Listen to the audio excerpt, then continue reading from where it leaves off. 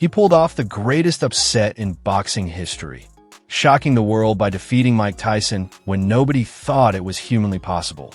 But what happens after a man reaches the absolute peak? Cashes in on a fortune worth over $60 million today, and then quietly disappears. Welcome to the untold story of Buster Douglas. In 2026, at 65 years old, he's no longer in the spotlight. No headlines, no chaos, just silence. And yet, behind that silence, is a rebuilt empire worth an estimated $20 million. A fortune that rose from absolute rock bottom. Because what most people remember is just 10 rounds in Tokyo, the night he broke the unbeatable king. But what they don't know is that his real battle didn't happen in that ring. It happened years later, alone in a hospital bed, when his $30 million empire collapsed, his health failed, and everything he built nearly disappeared. This is the story of a man who went from the highest peak in sports to the brink of death, and somehow fought his way back to build it all again. If you're ready to see how he lost everything, and what his life really looks like in 2026 from his luxury mansion to the cars he drives today, hit that like button, subscribe, and let's get into it. In 1990, Las Vegas bookmakers didn't just doubt him, they refused to even take bets. They viewed his survival as such a mathematical impossibility that only one casino, the Mirage, dared to post a line, setting the odds at a staggering 42-1. The message from the industry was clear. He wasn't a contender. He was a human sacrifice. And yet, he became a permanent, unexplainable glitch in the history of global sports. A man who broke the unbreakable, and then had to find a way to live with the debris. To understand the miracle in Tokyo, you first have to understand the man who arrived there. Long before the lights of Japan, Buster was known as the enigma of Ohio. He wasn't some brawler picked off the street. He was a legacy, the son of the legendary Dynamite, Douglas, born with the frame of a titan and the hands of a surgeon. But for years, the boxing world labeled him as soft, a fighter with world-class talent who lacked the killer instinct to finish what he started. He had stumbled in high-profile moments against Tony Tucker and David Bay, leading the experts to believe he would fold the moment a real predator like Tyson applied pressure. They didn't see the technical genius beneath the surface. Buster possessed the Linden long-range jab, a stiff, piston-like weapon that could disrupt a rhythm before it even began, snapping Tyson's head back and halting his momentum mid-lunge.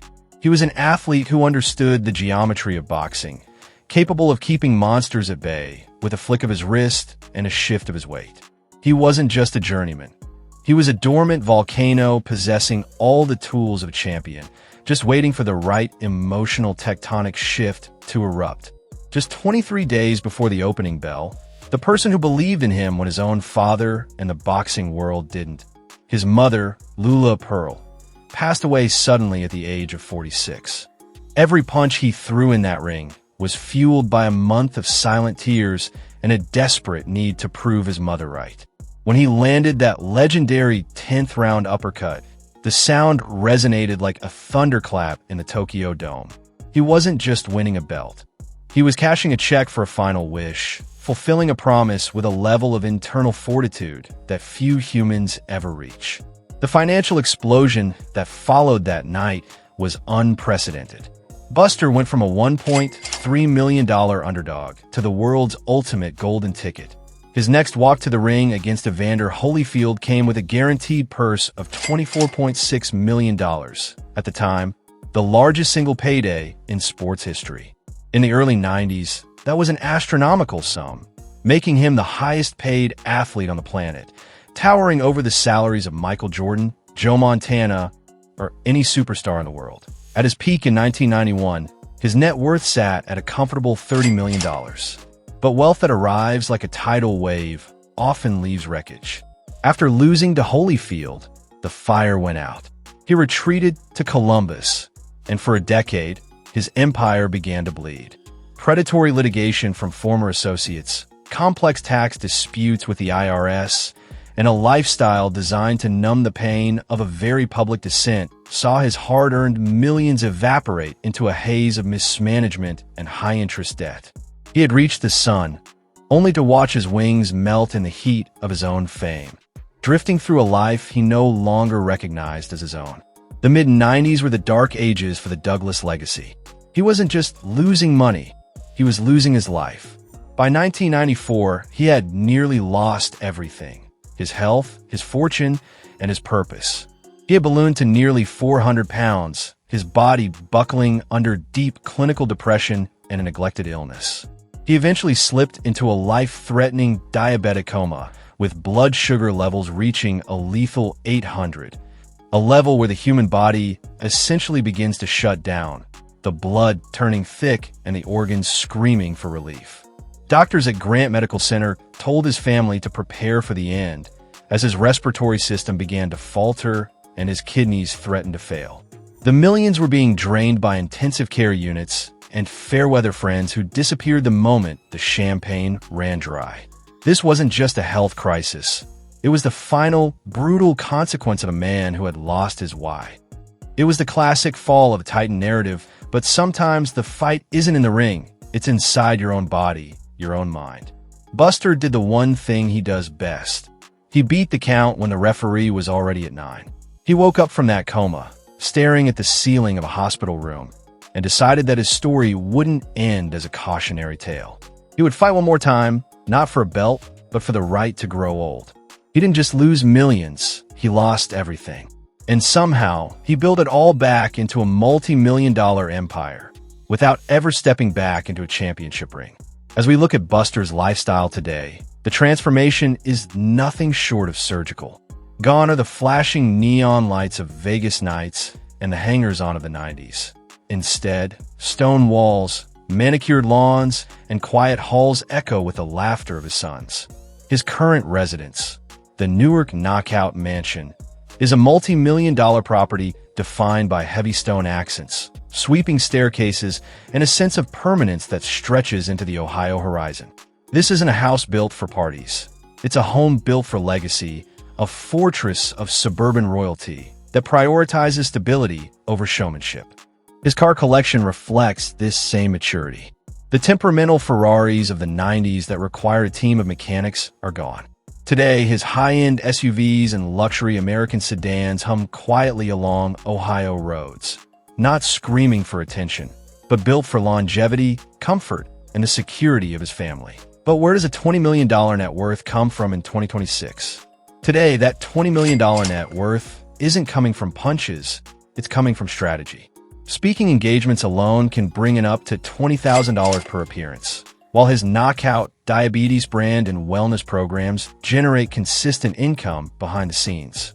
He reinvented himself, turning survival into a business. Community programs and specialty cookbooks have become staples in the health community, helping thousands manage the same illness that nearly killed him.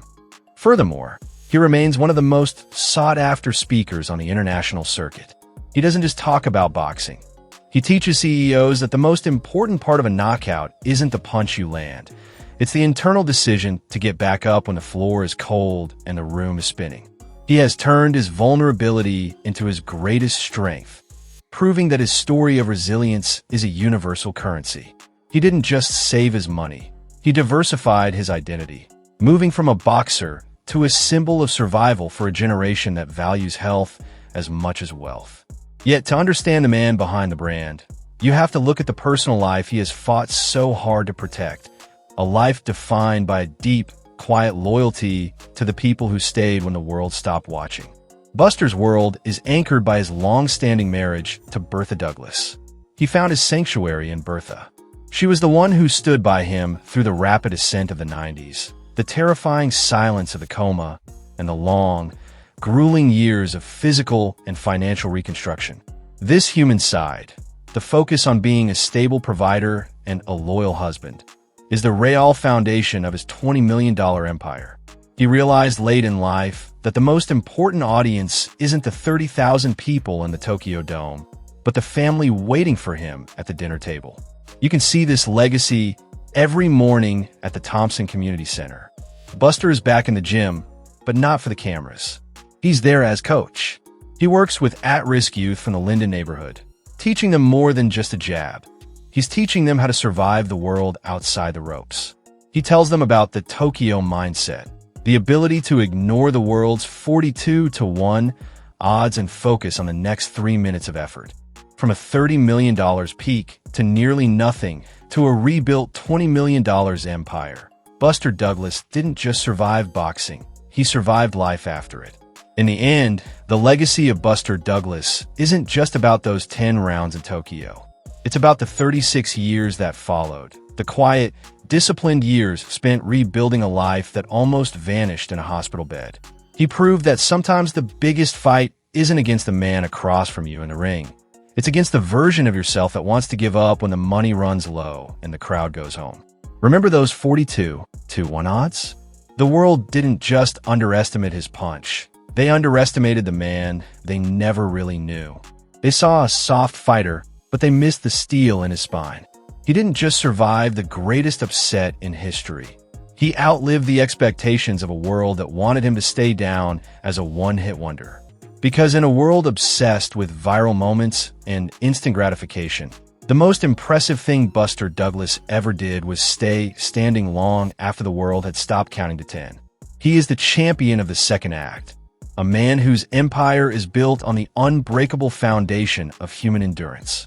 If you enjoyed this look into the quiet empire of Buster Douglas, hit that like button and subscribe. Does Buster deserve more credit for pulling off the greatest upset in sports history? Or will he always be seen as the man who caught Tyson on a bad night? Let me know in the comments. Thanks for watching, and we'll see you in the next one.